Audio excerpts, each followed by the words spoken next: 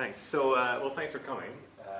This is just a kind of list of things which I've done in the past, which to try and correct mistakes in research. And I'll sort of draw some conclusions at the end, so some advice for people who see, you know, a bad research paper or a bad piece of research and might want to try and do something about that. Which are all quite obvious, I think, but I think some of the stories are revealing here about how science works and perhaps how it shouldn't work. But this is just a list of stuff I've done. I've published various things, and without really meaning to, I've sort of become one of those annoying people who like writes a letter in when you see a bad paper. Like, and I didn't really want to end up being like that. And you know, it shouldn't be the case that has to be done because, of course, peer review is meant to be something which stops bad research from getting published. But that's not the case a lot of the time. So, I mean, the first thing I sort of published, which was to do with this whole thing, was in response to this paper, which of course has become one of the more famous papers in the history of the kind of recent psychology research, which is the paper published in the Journal of Personality and Social Psychology by Darrell Bem, who is a very famous social psychologist. Has everyone heard of this paper? Like, people not? Okay, so that's interesting. In psychology, this became like super famous for a while, and then, well, I mean, it was 2011, so it was a while ago. But this is a paper published in a big journal by a very famous researcher, by a very good university, Ivy League, showing that psychic powers are real. Right? This was the result of this paper, was that Cornell undergraduate students could predict the future, and not just predict the future in the sense that, you know, like you could say, oh, you know, Donald Trump will win the election, that sort of thing, but predict the future in a psychic sense, in an anomalous, retroactive sense. It had 9 different experiments in it, so lots and lots of participants and 9 experiments. The first one was about detection of erotic stimuli, it was called, and so what happened was the participants looked at the computer screen, and there were 2 curtains on the screen, and they were told, click the curtain that you think there's a picture behind. And they said, well, I couldn't possibly tell you, but it's just 2 curtains. They said, well, just have a guess. And they click it, and if there's just a picture of something boring like a tree or a chair or something behind one of the curtains, they get it 50% of the time, right? 50-50 is just a complete random guess. But if you put pornography behind one of the curtains, as so it's erotic stimuli, they get it like 51.3% of the time, which is statistically significant in this case. And in fact, that was the first experiment. In the second experiment, he showed that if you put a picture of like something unpleasant, like someone being stabbed, or a picture of a gun, or something like a negative stimulus, then people tend to click the other curtain more often than chance. And that was statistically significant as well, p equals 0.009 there. And with an effect size, you know, Cohen's d of 0.2 or 0.25. And there were a few others. Retroactive priming. They're basically psychology experiments which you flipped around and temporally. So this one, retroactive facilitation and recall, is where you show people a list of words, and then they have a memory test on those words. They're asked to remember as many of the words as they can, just freehand memory test. And then you show them half of the words again, and then that's the end of the experiment. And what he showed was that the people remembered the words that they were about to see better than the ones that they didn't see again, right? So it's almost as if you study for an exam, do the exam, and then study again afterwards, and that studying afterwards helps you on the exam. So it's like a sort of head exploding thing. But this is, he showed, look, Cohen's d of 0.42, that's a very large effect size for psychology, where the people were remembering the words that they were just about to see. Now, this paper has been pulled apart in all sorts of ways. There's been all sorts of critiques and you know, people digging into the data, and I found some weird things in the data of one of the experiments where one of the participants looked like they were much older than he claimed the participants were. And there's all sorts of strange things going on. And maybe he ran participants and basically until he found a different result and then stopped, which is obviously a dodgy way to do your statistics. And there's all sorts of ways. But what we thought we would do is, in a sort of good faith way, and this is when I was doing my PhD back in 2012-ish, we thought we would replicate his biggest effect size experiment. We would get 3 times the sample size, we'd basically do the same experiment three times again, and see if we found this result. I will say, to be fair to him, in multiple ways, the most important thing is that I don't think, if this result is real and it's not a statistical aberration or whatever, if it is the case that people remember words that they're just about to see, then there's no other explanation other than psychic powers, I think. It's like one of these really basic experiments that doesn't have any, there's no fancy statistics or fancy anything. It's just like, if this is real, then it blows physics out of the water, right? It kind of has to be, there's no other way around it. Another nice thing is that he put all the materials that you need to replicate the experiment online, right? So he put up the little computer package that he used, and it was all very straightforward, and so, you know, good on him for that. So we took that and we published, we tried to replicate it, and we got completely flat null results in all 3 of the experiments. I mean, obviously, because psychic powers. And we got what do you expect?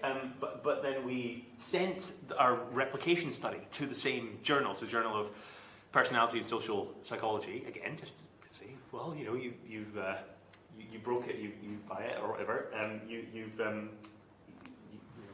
perhaps you'd like to publish this replication study.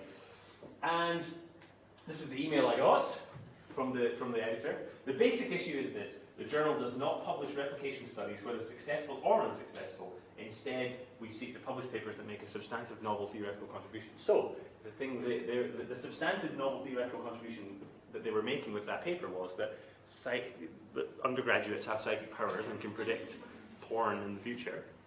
Whereas the thing that what we said was that probably they don't have psychic powers, and they weren't interested in publishing that because, of course, that's not very exciting and doesn't apparently make a substantive novel theoretical contribution. So I think this tells you quite a lot about how science works, actually, in a sad way. I am pleased to say that now, this was in 2011, I am pleased to say that now this journal has on its website, we encourage replication studies to be submitted. So things have changed since this, but this was my initial gosh, and I think this general attitude still pervades a lot of the way editors think about journal articles, right? This general attitude of, well, we want exciting, flashy findings rather than just, you know, things which are maybe true but less exciting. So that's the first thing, and that's maybe one of the weirder experiments that I tried to do something about. That was, I mean, and that's one where I actually tried to replicate it. The rest of the studies I'm going to talk about are just, as I said at the start, me sending in annoying letters to editors to try and get them to change things. Oh, and we did eventually publish the paper. We published it in good old +1 with my colleagues Richard Wiseman and Chris French, who ran the other replications in their universities. So you can have a look at that paper. And then the other people have tried to replicate it too. And in fact, I should say, to be completely fair, Darrell Ben, the author of the original paper, has done a meta-analysis which he claims shows that, in fact, if you look across all the replication attempts, psychic powers are indeed real, and some people have argued against that. And the debate goes on. In fact, the debate's been going on for decades about parapsychology, obviously. I mean, you had, right away from the 1960s, the CIA were trying to work out whether people could have psychic powers, whether we could, you know, beat the Russians with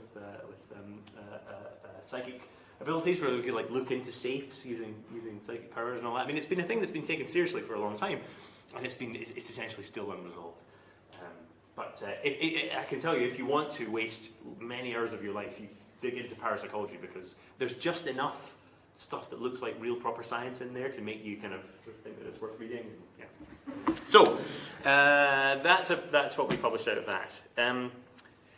Another thing that happened sort of, I think just slightly after that, maybe the year after that, was this paper which appeared in the Journal of Nervous and Mental Disease, which is not a very high impact journal, but a very old journal. It's been around since 1880 something, which, you know, makes it one of the oldest journals, I guess. And it was by this guy, Douglas Turkington, who is a very well-known clinical psychologist or a psychiatrist at Newcastle University.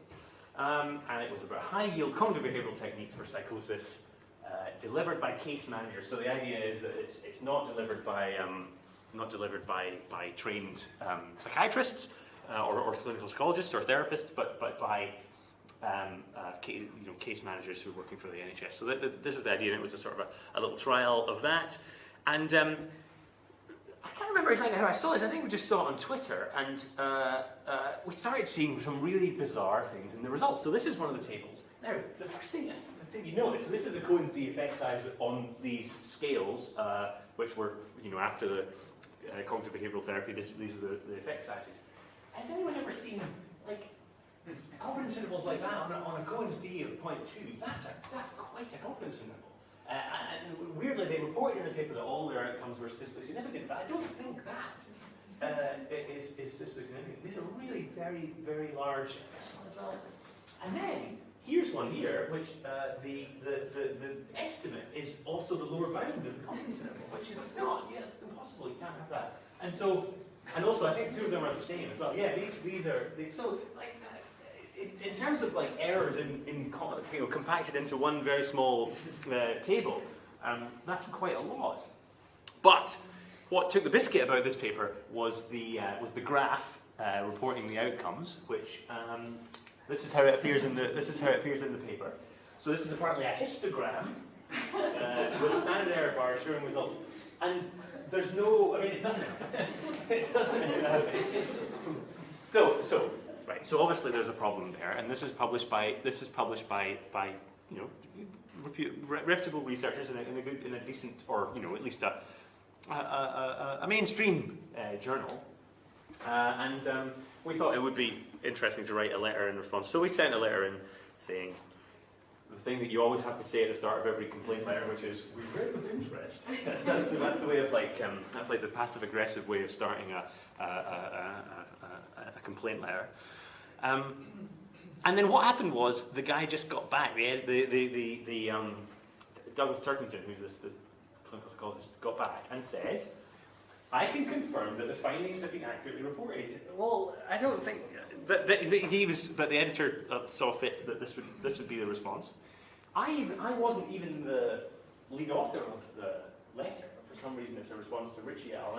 And so I think this tells you quite a lot about the level of attention to detail that this guy is displaying. And he also says the labelling of the axes in Figure 5, which is the one I showed you, it's self-evident. So that's good to know. Just so you should be aware if you've got anything in the future that you just don't want to put any axis labels on anything at all. And then actually, and you'll notice that he had a little pop at us as well, because he said it's about professional insecurity. You don't like the fact. We understand the finding that case managers without mental health qualifications might be able to safely and effectively administer cognitive behavioural therapy. We realise that this might cause people to become a bit insecure. It's like, I don't have it. I'm not a trained psychiatrist. I'm not insecure in any way. But he thought that he kind of it's this sort of projection thing, or this kind of the reason we're being attacked must be because these guys are insecure that we're opening up the world of cognitive behavioural therapy to case managers as well. Not the case. So we actually ended up writing another letter saying, "No, really, seriously, this is wrong." But it's not. It's not been corrected. It's still there in the literature. So that's maybe a more depressing story than the previous one. This is one where this is the only time in my career, I think, I have been bullied, academically bullied by anyone. And I don't really mind it much, but I feel like if someone else was in my situation that was a bit more vulnerable to this kind of stuff, then I'll tell you what happened. So this paper appeared in Psychological Science. It's by Carol Dweck, who's a very well-known kind of educational psychology professor at Stanford, who's done loads of stuff on mindset. So the whole idea of growth mindset is hers. She's published books on this. She's published books on how growth mindset can solve not just educational stuff, but also the Middle East peace process. Is there a paper on that, claiming that's the case? So I mean, quite a big. She takes it quite seriously, the growth mindset thing. Anyway, and so this title of this article says, what predicts children's fixed and growth intelligence mindsets? It's not their parents' views of intelligence, but it's their parents' views of failure, right? So it implies that there's a difference between their parents' views of intelligence, their parents' views of failure in terms of predicting the child's fixed and growth intelligence mindsets, right? And this is the result of the experiment that apparently shows that. And what they're talking about in that title is, and it seems so minor, right? It seems so minor, which is why the whole thing becomes a bit sad, and you'll see in the next couple slides. Basically, they're relying on these two correlations here. So they're saying it's not their parents' failure mindset. Sorry, it's their. Let's just go back to that title.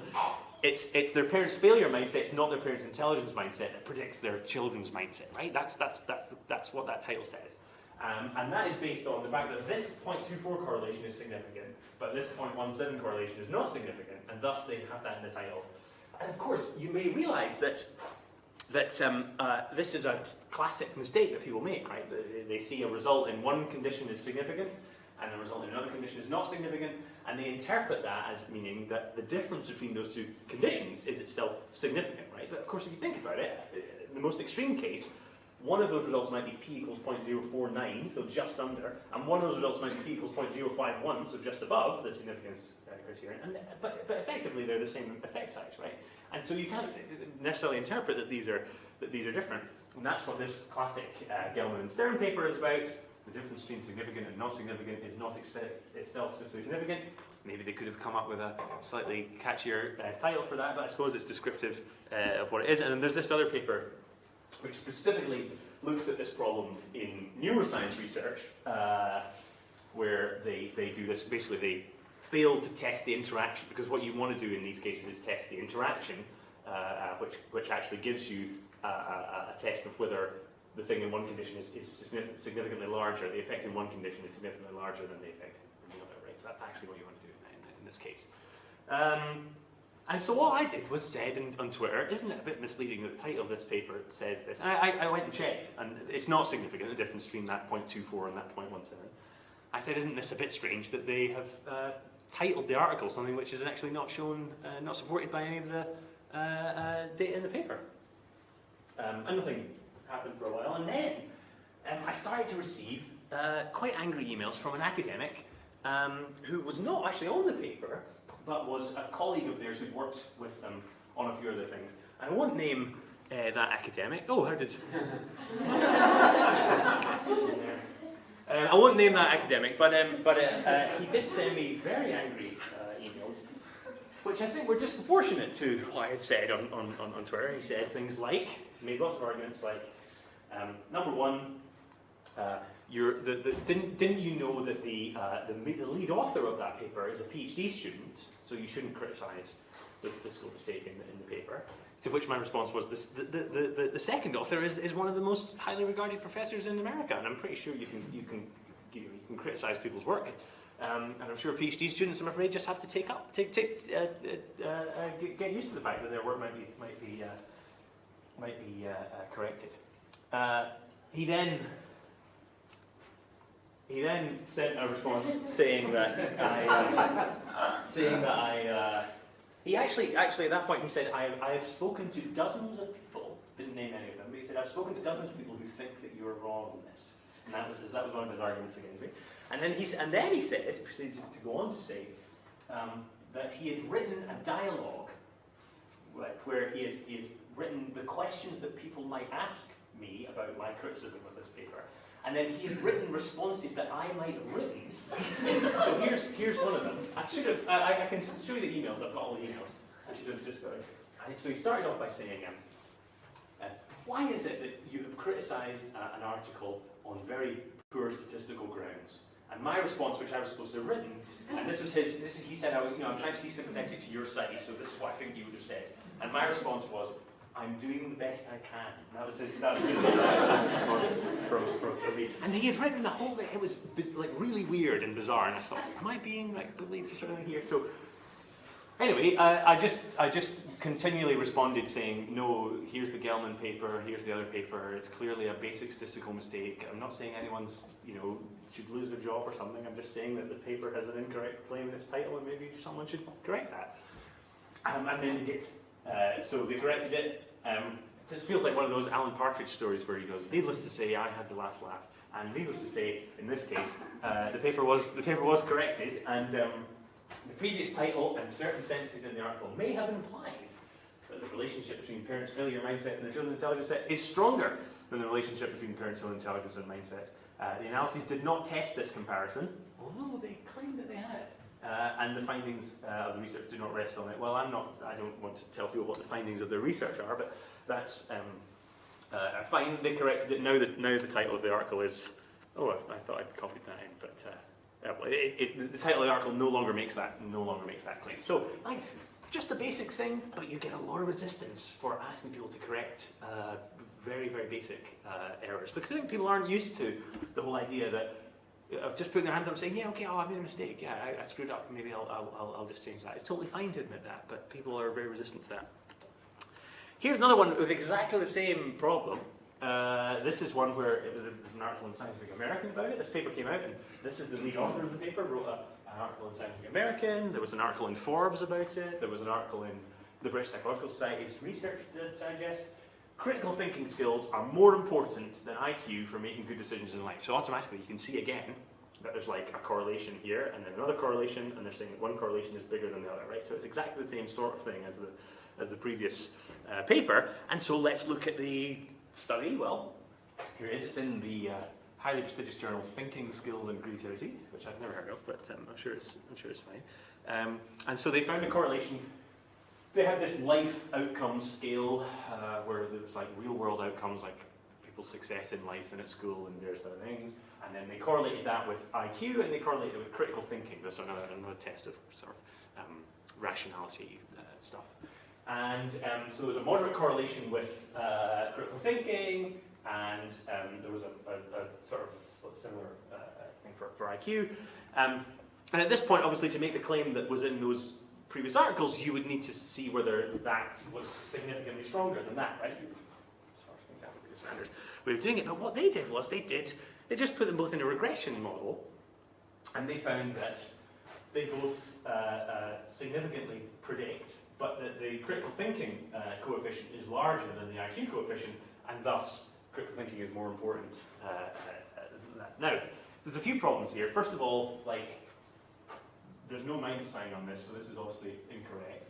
And it turns out, by the way, that these are not right either. If you work out from the correlations what it should be, that they can't be the correct numbers. So of course we emailed the journal and said, we think there's some problems with the numbers here, and we got a lovely email back. Well, actually, we emailed the first author first, and we got a lovely email back. My colleague, who was the person to email, has in his email signature that he's a PhD candidate.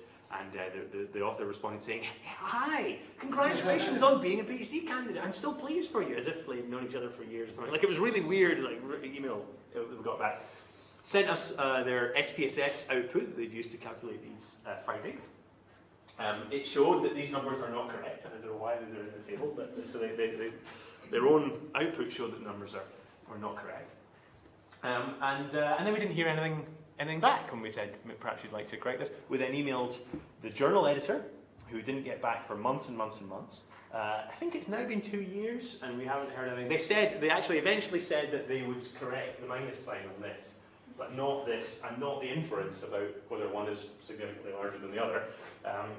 And in fact, if you test the correlations, one is not significantly larger than the other.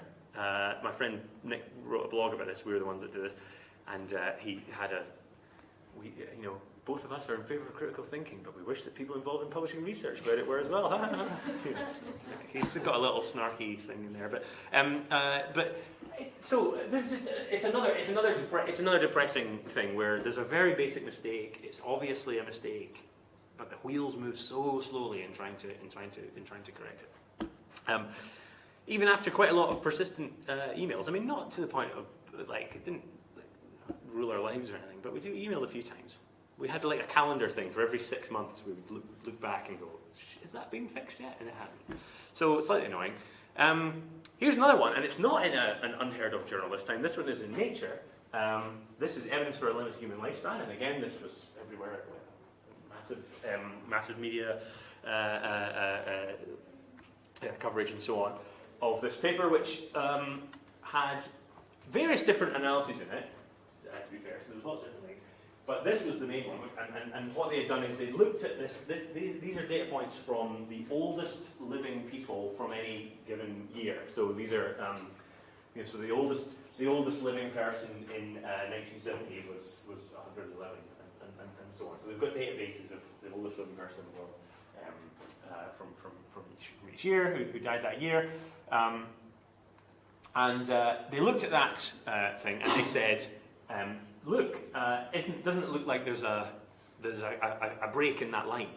And what they then did is they fit a model to that data set. Now, of course, this violates the classic principle of statistics, which is you're not allowed to generate and test models on the same data set. And also, it turns out that it's completely reliant on one person there, that one person who's at age 122 there, who, by the way, subsequently, since all this has been finished, it turns out that maybe all her records are fake and she didn't actually live that long anyway, but which might seem to undermine my argument. But the only argument I have here, I'm not trying to put to take side of the argument on whether human lifespan is increasing or suddenly starts decreasing or anything. I'm just saying that this is not the correct way of analysing it.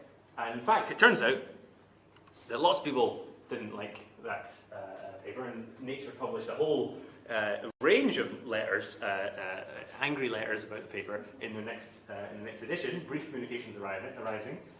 So the top one there is from us, and we simply showed that if it happened to have been the case that very, very old person had been born in a different year, so maybe just a couple of years later, then lifespan would still be totally increasing. It's completely dependent on that one single data point, their analysis, which is not the strongest case. They do have other bits of evidence in the paper, it should be said, but and anyway, as we point out, these are outliers among outliers of people, right? These are the oldest old people.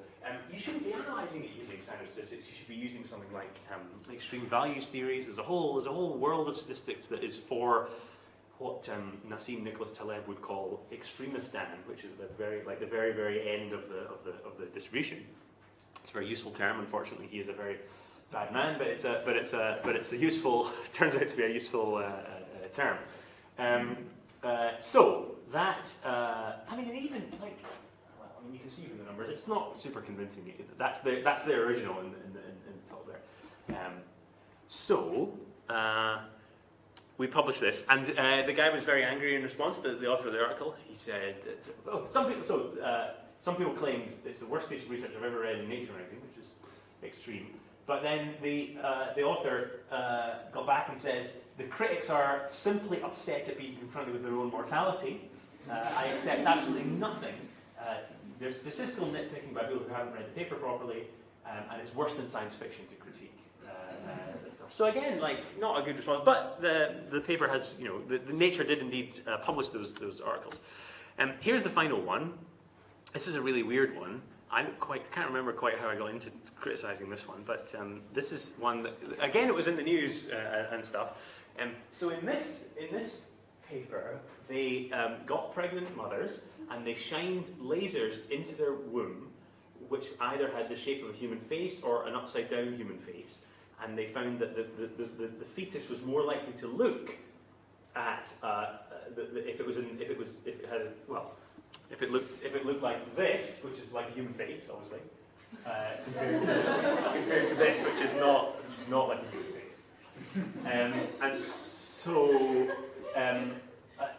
And what they worked out was that this is what it would look like to the fetus. That it would look like either this or this. And that top-heavy shape has been talked about in terms of in the sort of developmental psychology research, where they're doing research with babies and so on. That is more like a human face, and so we've evolved to be preferentially attentive to human faces, and so we follow that. So that is what there is, and we simply thought. So there's a few problems with the actual statistics of the way they did it, but we thought, isn't it a bit convenient that it was just blurry enough so that it looked like this, and not just a big old blur, just one single blur? Isn't it very convenient that it was blurry to that exact level, especially when there's going to be differences in the amount of tissue that the mother has, and differences in where the baby's head is, and all this sort of stuff. it turns out that the people who published this had published a paper previously saying you need to, it's very important in this research that you need to be absolutely sure that the baby has their eyes open when you're doing this. But they just didn't bother in this paper that followed up. So they didn't follow their own advice about checking whether the baby's eyes were open, which is amazing. Anyway, simply what we did was we found a visual expert, a guy who they had relied on for previous calculations, or they'd referred to for previous calculations, and said, here's the setup. What do you think? Can you calculate what the baby would see, what the fetus would see? Would it look like this, enough to discriminate, even in principle? So let's forget about the statistics of the actual experiment. Let's see if it's even in principle possible to distinguish between these two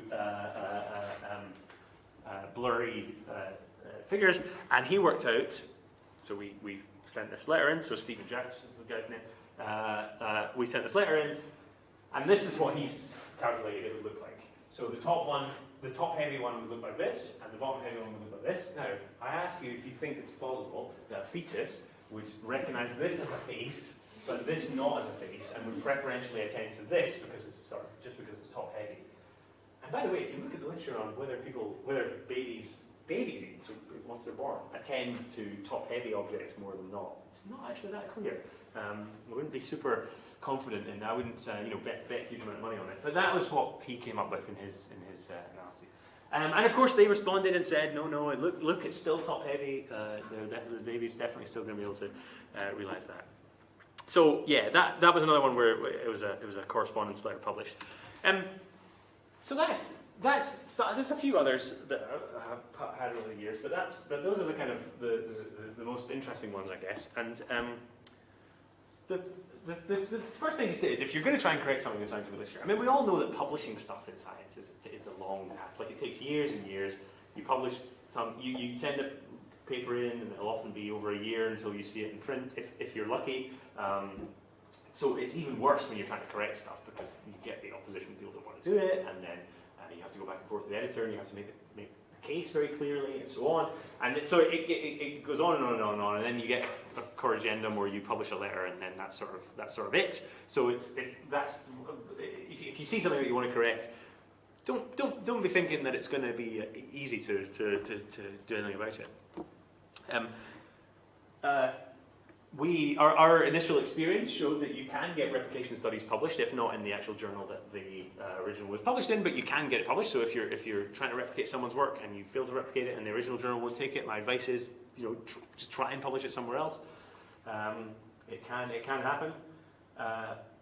And with critiques as well, if the original journal won't take your critique letter, then you can publish that somewhere else too. I've seen that happen a few times recently. In fact, one recently in the world of genetics research, where someone critiqued an article that was published in Molecular Psychiatry, a really weird article that was published in Molecular Psychiatry. They wouldn't publish her critique of it, but they did publish the author's response to her critique in their journal, even though they hadn't published the critique. So, it was almost like the journal siding with their original authors, even though they had done really weird statistics and got results which cannot possibly be true. So it's another example of how, once an editor or a journal has published something, they will tend to side with, it's embarrassing to back down and say that you did something wrong. So you need to be aware that the odds are stacked against you in terms of trying to get something changed. Emailing editor, I mean, we did give up on that one, the thinking skills and creativity one, eventually, because we just had to wait for literally years and hadn't heard anything back. And they said they would change the minus sign. I think that was over a year ago. They said they would change that minus sign, and they haven't even done that. So that's literally one character in the paper that took them well over a year to change. I guess, I mean, you could make the argument that they just think, well, this isn't a very important paper or a very important journal, so we'll not, we'll correct it eventually, but it's not a big deal. But that finding is out there. That finding exists. People were writing about it in the mass media, and people now think that there's evidence that IQ doesn't matter as much as creativity and so on. When in fact, they're probably just about the same, and at least in terms of that analysis. I found the best response to receiving emails from the gentleman that I received emails from was just to continually argue the case. Was just to keep saying, no, this is a base statistical error, even though things got a bit weird in his responses to me. And yeah, I should say, like, that's what I said at the start, is if you can't publish a commentary letter in the journal, in the original journal, go somewhere else. There's also Twitter, of course. People listen on Twitter to critiques of science. PubPeer, I've never used it, but it's you can like anonymously comment on people's articles. I tend to want to comment with my name just to make things completely transparent. But if I can understand in some cases, people might want to publish a comment on PubPeer if they are like a very junior scientist and they're critiquing a very senior one, or there's someone who actually has a very direct impact on their career in some way. You might want to criticize their work.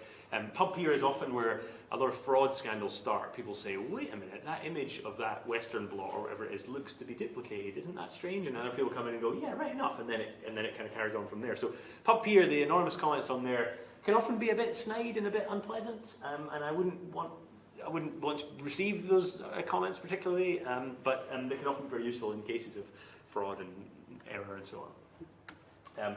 And in the last case, we just randomly emailed this guy and said, could you see if you could calculate what the fetus would see? And I think it's a good point. If you don't have expertise in that particular area, but you're a bit skeptical of a finding, then why not just, people are often interested in collaborating on stuff that is in their kind of bailiwick. So why not email an expert and say, well, do you think this is a plausible finding? So I think that's it. These are all the people I collaborated with on that. And if anyone's got any questions, I'll take that now. Thank you.